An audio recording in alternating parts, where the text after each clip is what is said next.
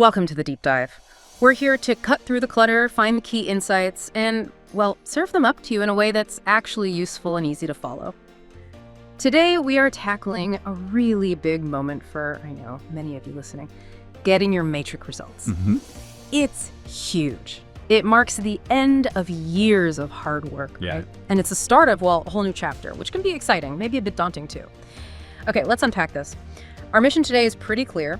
Give you a solid, comprehensive guide. We're going beyond just, how to check the results quickly. Right. We'll also cover what to do if maybe something looks a bit off, if you have queries. And crucially, we want to explore the different paths that open up after you get those results. Think of this as your shortcut, your guide to navigating what comes next confidently. And we're drawing heavily on insights from the Regent Business School blog today. Yeah, and that's exactly it. Knowing your options, understanding how to get your results without extra stress, and having a clear idea of what's next. It's not just information. It really empowers you to make informed choices for your future. We'll look at everything, from more education to jumping straight into work. Absolutely. So let's start right at the beginning. Getting those results, getting them into your hands quickly and easily. Our source highlights some really straightforward ways, mainly digital platforms, SMS services, things that are pretty accessible. Okay, first up, maybe the most high-tech option, the official DBE app. This isn't just any app. Apparently, it's seen as the most reliable one for checking Matric results here in South Africa. That's what they say, yeah? It's free to download, which is great, available for both Android and iOS, and it gives you trustworthy access, specifically for the National Senior Certificate, the NSC exams. It's kind of like having your own little results assistant right there in your pocket, Yeah, that's a good way to put it. And using it is pretty simple. First, obviously, download the DBE app from your phone's app store. Then you register, log in. You'll need your ID number and your exam number for that. Standard stuff. Right. And once you're in, your detailed marks should be right there in the results section. Apparently, it's designed to handle that massive rush when results come out, so it should be pretty stable. Hopefully. Though you definitely need a decent internet connection for it to work smoothly. Right. And what's really interesting there, I think, is not just the convenience for you, the student, but how it shows this bigger shift, Yeah.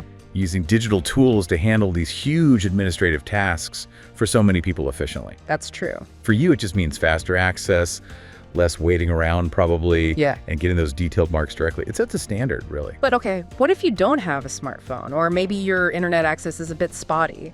That's a real situation for a lot of people. Absolutely. And thankfully, the source highlights a really good alternative, the SMS option. Yeah, the trusty SMS. Exactly. It's described as first thing, don't panic. Our source is clear errors or discrepancies that can happen. And more importantly, there are steps you can take. Right. It's natural to feel worried if things aren't what you expected. But the key is, like you said, not to panic, but to be systematic. So the first port of call, your school, or the exam center where you wrote, they're your main contact. They often have direct lines to the DBE, or at least know the process, and they can guide you. That makes sense. Then secondly, if you genuinely think there might be an error with your marks, you do have the option to request a recheck or even a remark. Ah, okay. How does that work? Well, it's a formal process. You have to apply for it through your school or sometimes directly via the DBE. But crucially, there's usually a deadline, quite a strict one, soon after the results come out. Good to know. So act fast if you need to. Exactly. And one thing people sometimes forget, but it's so important, get your paperwork ready. Like what? Your ID, your exam number, maybe copies of previous reports if relevant. Have all your details handy before you start making inquiries. It just makes everything smoother. That's really solid advice. Preparation is key, definitely saves hassle later. Okay, now, let's pivot. This is the part I find really exciting, actually. Because getting your Matric results, yes, huge milestone. But it really is just the beginning, isn't it? What comes next? Deciding that can feel maybe a bit overwhelming. So many choices. Sure can, yeah. But having clear options laid out, like our source material does, really helps. So let's explore the three main avenues you might take. Yeah, this is where those results start turning into actual plans, actual possibilities for your future. It's about understanding the landscape ahead. Okay, pathway number one. And for many, this feels like the natural next step.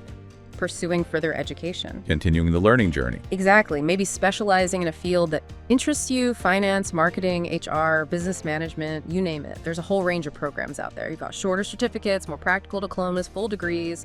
Different levels, different time commitments. Right. They can take anywhere from, say, 1 year up to maybe 4 years or more.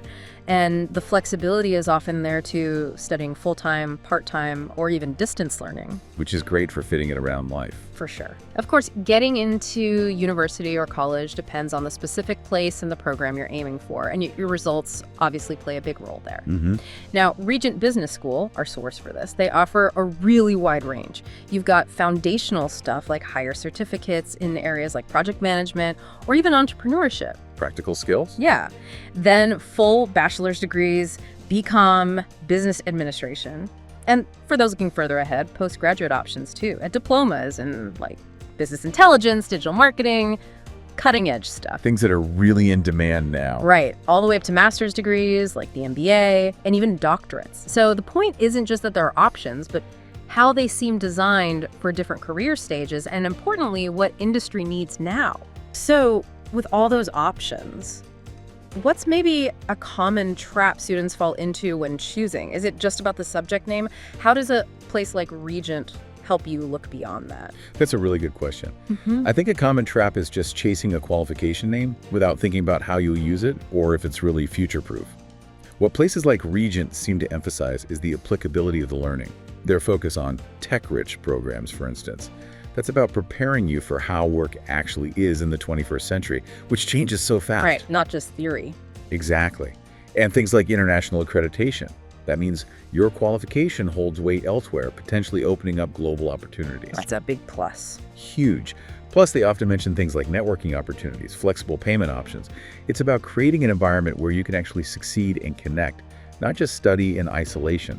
It's investing in skills that will actually be relevant. Future-ready skills. That makes a lot of sense. Okay, but like we said, university isn't the only path, and that's totally fine. So, pathway number 2, starting work immediately after Matric. Jumping right in. Yeah. Maybe the finances aren't there for studies right now, or the time isn't right. Or perhaps you're just genuinely not sure what field you want to commit years of study to yet. Which is fair enough. In that case, looking for internships or entry-level jobs could be a great move, especially in companies or industries that you find kind of interesting. And this could be a really smart, strategic move. It's not just about earning money, although that helps. It's about self-discovery through practical experience. Seeing it from the inside. Precisely. You get immersed in the day-to-day reality of certain jobs. It can really clarify what you enjoy, what you're good at, and what you definitely don't want to do. It helps solidify goals. One potential pitfall, though, is just taking any job without thinking. Ideally, even an entry-level role should align somewhat with an area you're curious about. Make it active exploration. Good point. Be intentional about it. Okay, and then there's pathway number 3. The one that often gets a lot of buzz, the gap year. Oh yes, the gap year. Our source makes it clear. This isn't just about taking a break, or at least it doesn't have to be. It can be a really productive, intentional way to plan your future. You could use the time to volunteer, maybe travel if that's an option, take some short courses to explore new interests, gain life experience, maybe even work to save up. Lots of possibilities. But here's the key thing they stress. While it gives you valuable thinking time, having some sort of plan or purpose is really important so you don't just drift and lose momentum. Exactly that. The difference between a strategic gap year and just drifting is crucial. For it to be really valuable, you need some objective. Is it about gaining clarity, learning a specific skill, saving money for studies, or just recharging with purpose? Right. A practical tip might be to set maybe 1 or 2 clear goals for the year, like learn basic coding, or complete a volunteer project, or save X amount. That structure helps make it a year of growth. Yeah, structure seems key. Okay, so we have these pathways. Further study, work, gap year. But underlying all that is the big question.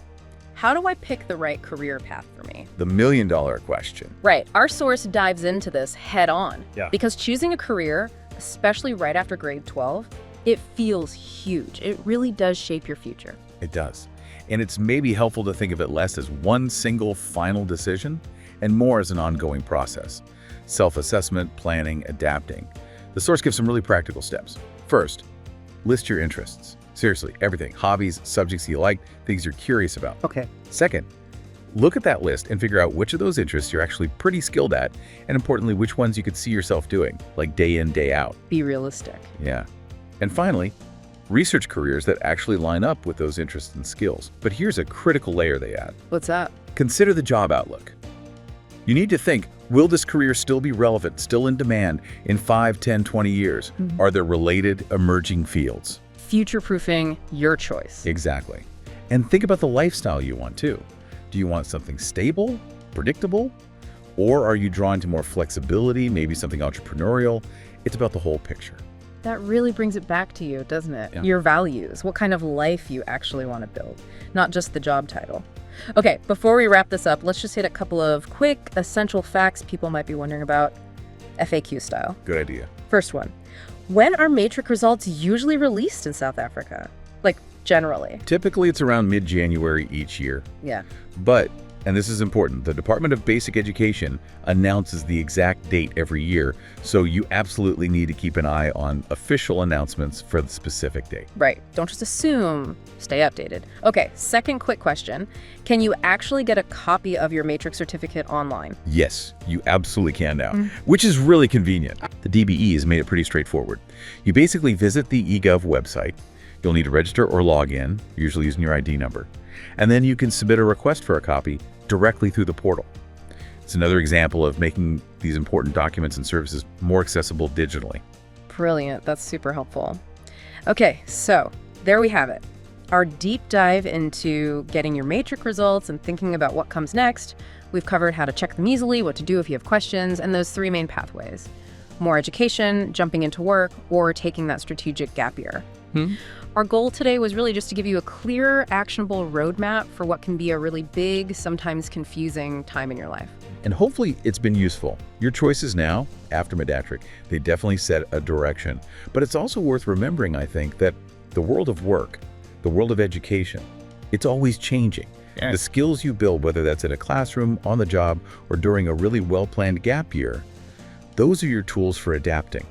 So maybe the question to leave you with is, as you step into this next chapter, what new skill, or maybe what new perspective, are you going to intentionally seek out to really empower your journey, whatever path you end up choosing? That's a great question. A powerful one to mull over as you plan your next steps.